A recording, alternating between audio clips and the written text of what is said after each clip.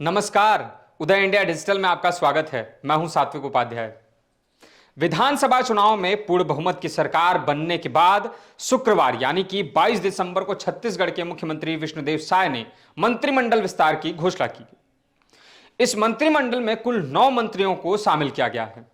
बता दें कि मंत्रिमंडल में शामिल होने वाले इन मंत्रियों के बाद अब विष्णुदेव साय के नेतृत्व वाले मंत्रिमंडल की संख्या बढ़कर 12 हो गई है। इस सूची में जिन मंत्रियों ने मंत्री पद की शपथ ली है उसमें बृजमोहन अग्रवाल, रामविचार नेताम, दयालदास बघेल, केदार कश्यप, लखनलाल देवांगन, श्याम बिहारी जायसवाल, ओपी चौधरी, टंकराम वर्मा और लक्ष्मी राजवाड़े शामिल हैं।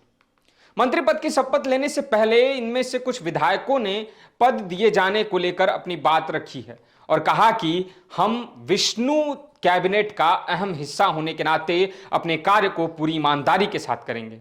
साथ ही विश्वास दिलाते हैं कि मोदी गारंटी को जन जन तक सुचारू रूप से पहुंचाएंगे। अब आइए जानते हैं कि किसने क्या कहा।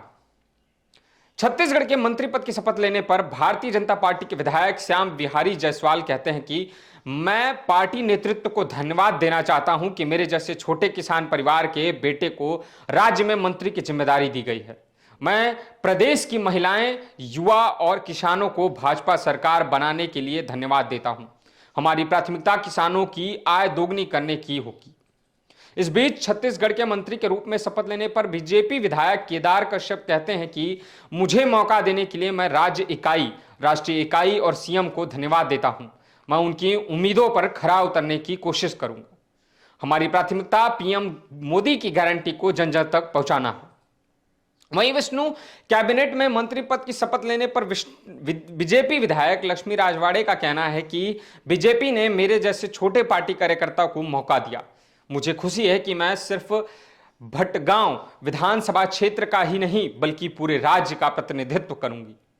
महिलाओं को मौका दिया जाएगा। पीएम मोदी की गारंटी में सब कुछ संभव है। महिलाओं को प्राथमिकता देते हुए पार्टी के निर्देशानुसार काम करूंगी।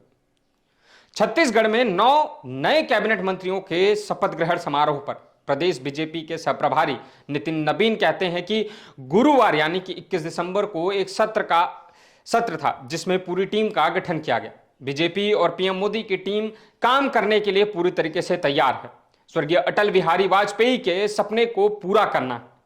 नवगठित सरकार घोषणा पत्र में किए गए वादों पर काम करेगी, जिसकी नींव पहले ही मुख्यमंत्री साय के द्वारा रखी जा चुकी है और कार्य शुरू भी हो गया है।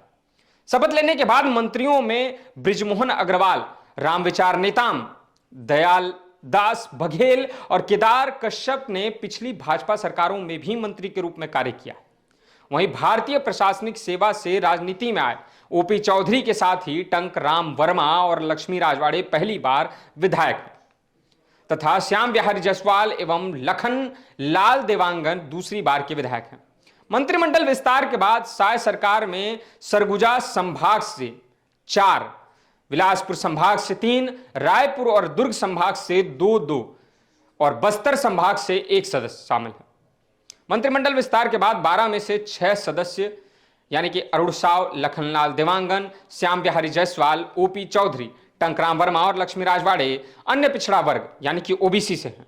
वहीं 3 अन्य सदस्य मुख्यमंत्री विष्णुदेव साय, रामविचार नेताम और केदार कश्यप अनुसूचित जनजाति यानी कि एसटी से हैं। आज की इस कड़ी में बस इतना ही। और भी खबर के लिए देखते रहें उदय इंडिया डिजिटल को। धन्यवाद।